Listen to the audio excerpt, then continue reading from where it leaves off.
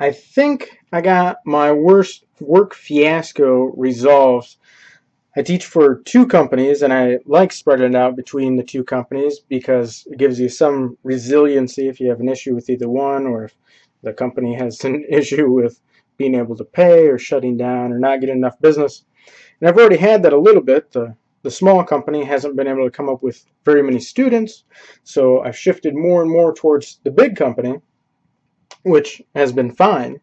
But recently I had one of the quality control people flag me for, as it turns out, nothing, because I emailed him back, and actually was my background. My video is a little more narrow than this when I'm teaching, so they can mostly just see white wall, and then they can see this picture. And I specifically did that so it wasn't distracting, and then for some kids we can talk about this picture, for quite a few. And like, what do you like doing? What do I like doing? That type of thing. And some kids that like doing pictures and drawing and painting, they love seeing that I've done a painting as well, which is lots of kids, right? Lots of kids like art. So I emailed them back that was my idea with the background, and they were like, "Oh, that's a great idea. We love it." And then it took several days to get them to turn my ability to sign up for hours back on. They canceled like over 20 hours worth of work that I had scheduled that I can't get back. And then they still haven't approved me for any of the extra hours I applied for, because I apply for time slots. I just apply for them consistently, like 7 to 10 days out. So I think it's resolved, but I'm not sure. So I applied for a job yesterday with the Kresser Institute, which is all about health. Chris Kresser. It's a very nice place, and he comes out with a lot of good information. So it'd be cool to work there. And that's a part-time from at-home thing. I'm limited because I can't walk very much and I can't drive very much, so I'm kind of limited to the at-home stuff, which is really limiting. But I think I've resolved the teaching thing, so it's no big deal. I applied for more stuff today through a company called Appen, and I've heard from other teachers that they teach part-time and then they work for this company part-time doing various things like optimizing keyword searches and that type of thing. Things behind the scenes that make the internet run that aren't the actual computers. It's kind of, and Amazon has a service like this too. What is that called? The Amazing Turk. Which they pay like crap. Amazon pays like crap on the Amazing Turk because I signed up for that, and it's like, I mean, you might be able to make like $1 an hour or something. Like, it's not good at all. So that's not worth it at all. But there's this old device called an Amazing Turk, which magicians used to use. And it'd be like this machine that, I can't remember exactly what it looks like. I mean, there's pictures of it online and whatnot. But you could ask it to do things, and then it could do like amazing things, produce things and write things and all sorts of stuff.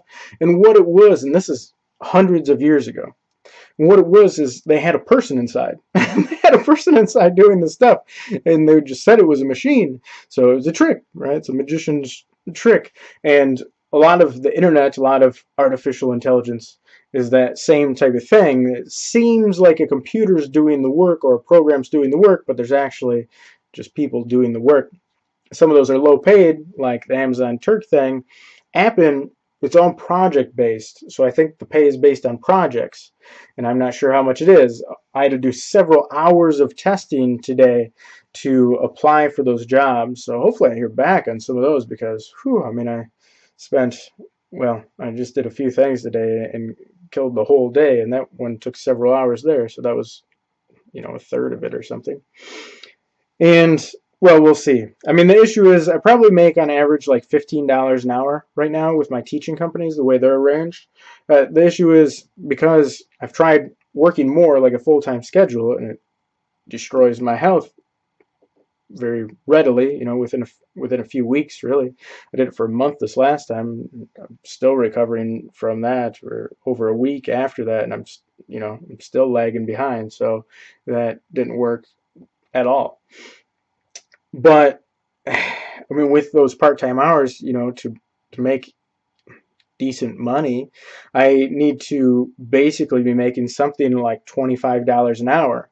I think is probably where I need to be making a living, essentially, on these reduced hours I have, and I'm not sure how exactly I'm going to get there. I doubt Appen pays that, but if they pay somewhere in the high teens, low 20s, it works for now. It's just not a long-term solution. I definitely have to get into the mid to high 20s to really make ends meet here. The diet, what am I? I'm at the end of day 8, eating only meat. But the idea is the reduction diet, right? The elimination diet overall. And so it gives you a lot less things to eat. And I'm tracking it. Let's see. Here's my tracking. I just started, when was this? A few days ago. So I just started like 2 days ago. I should have been doing this for a long time, right? If I'd started this a couple of years ago, then I would know a lot more now. So I just started it 2 years ago instead, or 2 days ago instead. But I'm tracking every meal and then every reaction I have afterwards. And that's very interesting because I seem to either not be processing pork or chicken very well, but I seem to be processing beef pretty good. So, we're finding stuff out, but it definitely sucks to a large extent. So I'll keep testing other stuff, but it's difficult because you have a case study of one, right? It's not a class that you're studying, and you have to really study. You have to keep everything fairly consistent. You have to stay as consistent as possible to end up with any useful results. So you can only test one thing at a time, and it's a complete pain in the butt, but well, it's going, right? I'm working on it.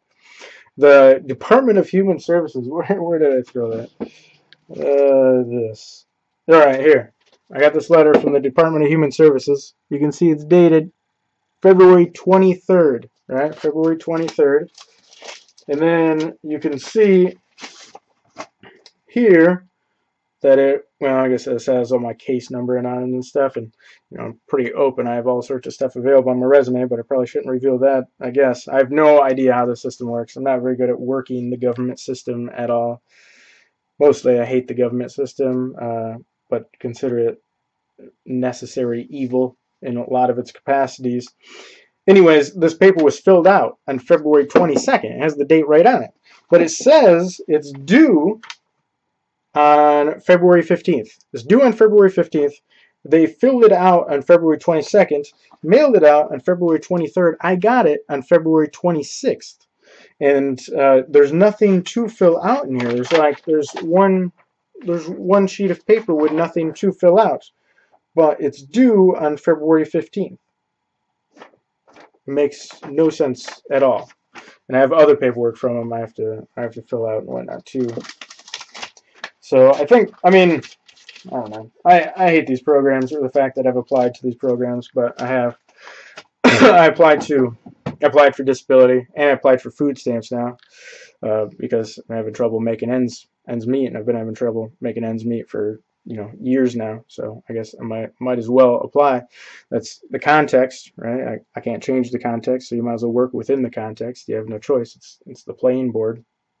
And I was seriously in ill health for like 18 months before I applied for the disability, and then I got rejected after a few months. It's been like 8 months now. I don't know what's happening with that. I guess something's happening with it because I got more paperwork. So this is the paperwork on that. So it's at least more. But they asked for a bunch of documentation, so I have to get that stuff printed and mailed out tomorrow. So that's a crazy system. And well, yeah, geez, it's a really weird system. It's weird hearing about the people that got approved and the people that get denied and all sorts of stuff. Oh, and then so I'm filling out paperwork today, and I put my driver's license. I'm filling that out. I have to put my expiration date in, and I realized my driver's license expired on February 1st, which they are supposed to send you a reminder 45 days beforehand.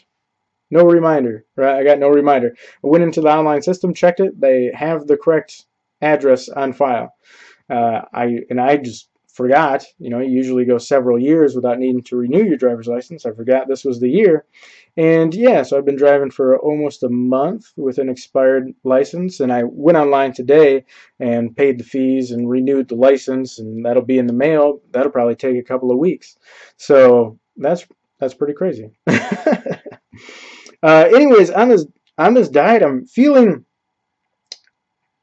not bad.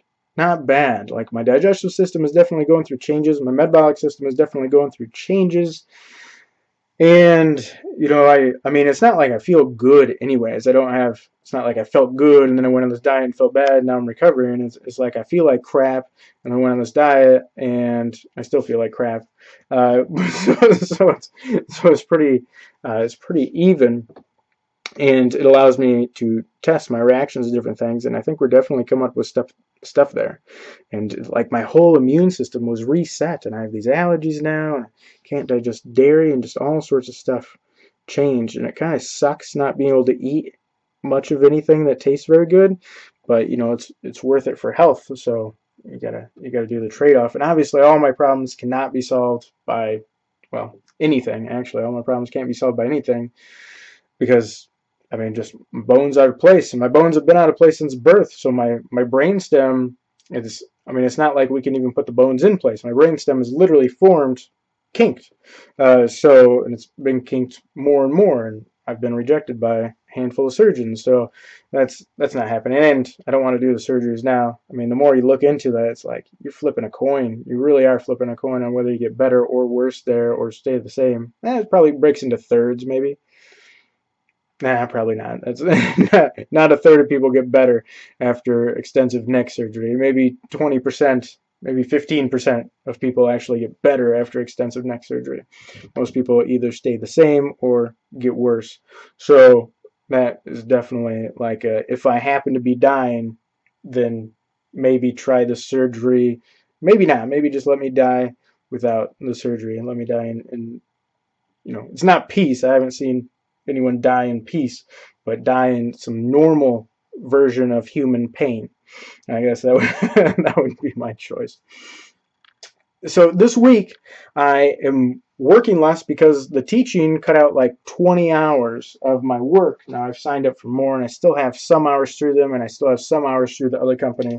So it's not like I'm not working at all this week, but I want to get a lot more done on these days. And now I've spent, you know, quite extensive hours applying to 2 jobs. I mean, that's, you know, it's several hours of work each for these applications. The one for testing, the one before because I made like a portfolio of stuff to submit to them. So there's all of that, and I have to do my taxes this week, and I have to do all these Department of Health Services things, and there's quite a few other things I want to get done, and then there's little errands. I programmed someone's television, and you know, I filled up the gas tank for the grill, and all the little normal errands you run. But I want to get more writing done this week, but I've also been tired. I mean, I'm kind of always tired, but I think the diet made me more tired. It made me more tired definitely for like a week. Now we're at the end of day 8, and my energy just over yesterday and today seems to be coming back a little bit, but not extensively yet. So maybe it's a good thing that I have a little bit of a week off, but it kind of cancels out that month where I worked way extra to try to make my money work. It's still not working, but overall, I think we're making progress. You know, the chiropractic adjustments are still going pretty good. My spine wanted to warp. Like, my spine wants to form scoliosis like this. Right? My spine wants to be like this, like bend in the middle.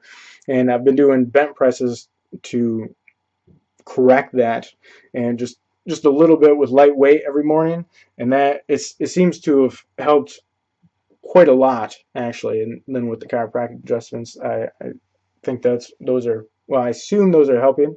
You know, maybe those pushed it a little more in that direction, because I'm really focused up here with the chiropractic adjustments, but they do adjust the rest of my back. I mean, I'm there, so why not? But this is the important thing for that. And then I've been handling the fact that the rest of my spine wants to curve, which my friend Michael Rixey is a chiropractor. He said he was really surprised when he first found this 2 years ago that my spine wasn't already curved. He said it's really weird to have someone with such extensive spinal deformities that doesn't have scoliosis. And he assumed that's because he knew me quite well by this point. He assumed it's because I've done so much of the fitness stuff for so long, and a lot of it I've worked on prehab and rehab type stuff. because I had all those extensive shoulder injuries. So I really worked on prehabbing and rehabbing joints a lot. I did a lot of research and experimentation and focus on that for years to restore full range of motion in my right shoulder, because I was supposed to be disabled there, right? A lot of years ago when I got injured in football in my teens, surgeon never told me I would never be able to raise my arm all the way again. I would never be able to raise it above parallel. So that was like 5 years of research and experimentation. Unfortunately, the neck issue is not that correctable. I can't do that much with it. I can't do the miracle cure. I don't believe. But that warp in the spine, I've definitely been using some of that knowledge to fight that, and it seems to be going well. And then we're making progress on the diet, because now I'm tracking things and we're seeing the results. And if one of these jobs were to come through, that would be cool. It'd be kind of nice working for 3 companies, because then you're resilient if any one of the companies has an issue. We're all one day away from having no paycheck. If you're making all your money through a paycheck, the company could go bankrupt one day, get shut down by the government one day, you could get fired one day, you could, something crazy could happen, and one day then your paycheck can disappear. And I mean, that's why a lot of people like having 2 jobs now, especially the younger generation, the below 30 crowd. I think lots and lots of that group, that demographic, have grown up, because we live in this kind of part-time work culture now, have grown up having multiple jobs, and they realize this benefit of it is that you're resilient if there's an issue with either job or one of several jobs. And that is nice. It's nice to have those multiple different things. It makes you more resilient financially or income wise. And so even when people get the opportunity to work full-time somewhere, I've seen people really debate this, and if they want to switch from 2 part-time jobs that equal a full-time job to 1 full-time job, because you get some benefits, but then it makes you less resilient if that company or you ever have an issue with that company, or that company ever has an issue themselves. So it's kind of interesting. And it would be interesting to see if this Appen thing comes through, and it looks like it's all project based. So I don't know what the pay is on that, and I mean, we'll find out, I guess. Hopefully this week. I have a full day of tasks to do tomorrow as well. Several hours on this thing, several hours on this thing, several hours on this thing. Bam, your day's done. Kind of crazy. Days are like that, I guess. But hopefully this week I'm going to be able to get to some more writing. I really, really hope I'm going to be able to get to some more writing. I'm going to work on getting there for sure. Anyways, and I mean, the writing's improving. I found out that depressing thing that my statistics were a little off, or significantly off to the high side, which kind of sucks pretty bad. And I don't know exactly how much, but it might be as extensive as like half. So maybe I haven't had over 11,000 visitors to my site. Maybe I've had something more like 5,000 or 6,000 visitors to my site. So that's a huge thing, and it could not be that bad, or I guess on out chance it could be worse. But yeah, that's all right. I haven't heard back from that company that I sent my stories to for the anthologies. They said they would respond within 30 days. And, I think the odds that I get accepted in that anthology are really low. But if I got accepted for either one of those anthologies, that book is a book that would be published and available in places like Barnes & Noble. And it's like you should really, kind of abandon hope. You don't want to have the expectancy that it's going to work out. But those 2 short stories that I wrote and I wrote some other little ones as practice things that I don't like. But those 2 short stories that I wrote and I like are pretty good, and the people I've been able to talk to about them think they're pretty good too. Some people didn't like the dark one, but they usually didn't like it because it was too dark. Well, if you're writing for an audience that likes dark stories, then other people saying it's too dark is kind of perfect. So, we'll see how that goes. And then this last Monday, so what day? Today's Tuesday. So yesterday was my last day at the Montague Toastmasters group. So I'm backing that off my schedule because my schedule's just been pushed way over the limit. I spread myself too thin, like too little butter and too much bread, both of which I can't eat. So I had to back off that, and that should help with my schedule, sleep schedule, that type of thing. I'm hoping slash assuming, and then, whew, I mean, we're a few days away from March, and March 23rd I have my IQ test. Now I made it all the way through one book, made it all the way through this book, 500 questions, and I mean, we were able to compare that the first few questions I was on a lighter schedule. I was probably on 20 some hours a week work schedule, and I scored really high, easily scoring in the 98th percentile, which is what I need to qualify for Mensa, sometimes scoring in the 99th percentile, and I think one time I would have scored in the 99.9th percentile. But then after, what was it, after a week, maybe 2 weeks on the more extensive schedule, basically a full-time schedule, like 40 hours a week, my scores dropped significantly, way below the 98th percentile. I can't remember. I didn't calculate where they were. They were in the 80th percentile. Maybe they dropped down to the 70th percentile, something like that. Not good. And then when I first started switching off, just a few days of switching off that crazy schedule, or I mean, it's not a crazy schedule, it's more like a normal schedule, but I guess a crazy schedule for me, my score went up again, and it just barely passed the 98th percentile again.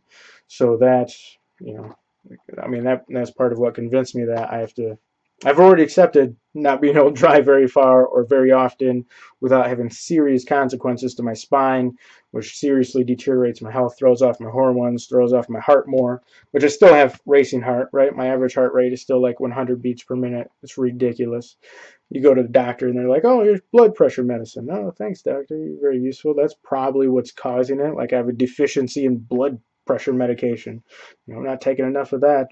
I mean, geez, it makes no sense. Just throw drugs at the problem, right? Drugs help everything. Oh man, sad. And then I mean, I've accepted not walking. Right? I don't go for hikes. I don't go walking. Definitely don't do extensive walking. I try to keep it to a minimum because the impact of that messes up my spine, and then I get all those things too. I mean, if I do it a lot, I start having memory issues and stuff like this. Although I did remember, I think on just one saying, a 7-digit number today, which is pretty decent. It's getting up to normal. I think the average is 8, and I used to be higher. I used to be 9 or 10, and then I dropped down to 5. Maybe on my bad days I can remember 4 digits in a row. That's getting really bad, like way underperforming under the average. And today I did a 7-digit, so that's not bad. But this is part of what made me this. I mean, it's just such obvious evidence. Part of what made me accept that I need limited hours, or I have to accept the fact that I need limited hours. I just can't do it. Just don't have the ability. So that's sad, but whatever. And then I have other books to practice more of the testing. The issue with that is, like, that, I mean, it's a cognitive killer. It's kind of like I recharge my batteries at night when I sleep, but my battery is operating at like half, and then taking part of that test wears out part of your battery, and so there's only so much I can do in a day before I start functioning very poorly, slash pass out, slash just I'm exhausted and need to sleep or rest. And so I've played with this notion of, do I want to do IQ testing today or not? And most days now I do not do it, and I was doing it quite extensively there.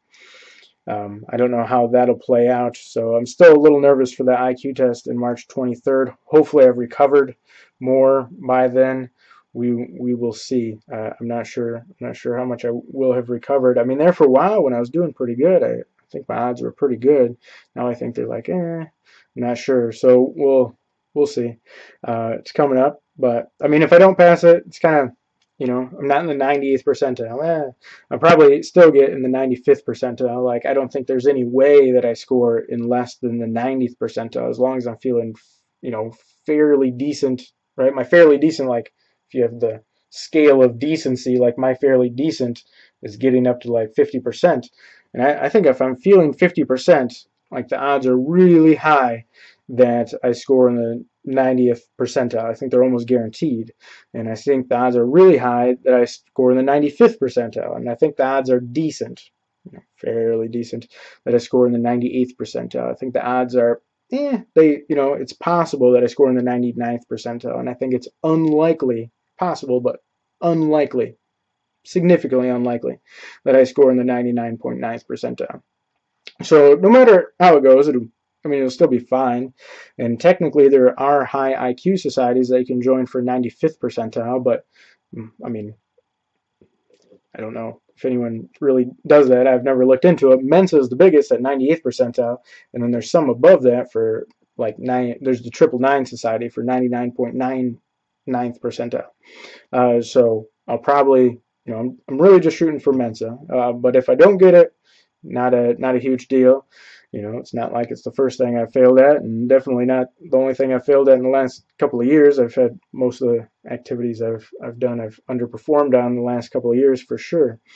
But man, if I get it, that would be like so cool. It'd make for a cool speech too, of having a high IQ and then dropping my IQ through the whole Africa brainstem thing, and then building my IQ back up over time, and then joining a high IQ society. It would make for a fun speech. I mean, what I do with that speech, I have no idea at all.